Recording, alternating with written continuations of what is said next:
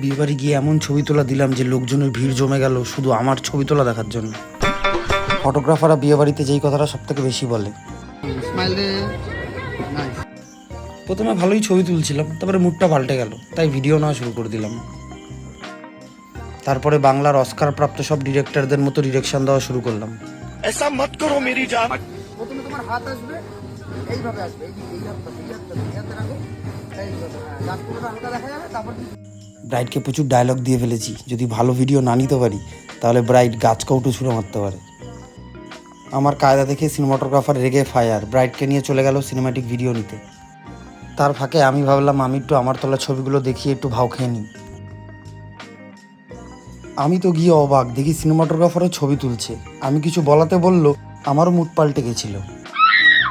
আমি পুরো হাঁপিয়ে গেছিলাম, তাই ভাবলাম ব্রাইডকে একবার দৌড় করিয়ে সিঙ্গেল তোলা কমপ্লিট করে দিই।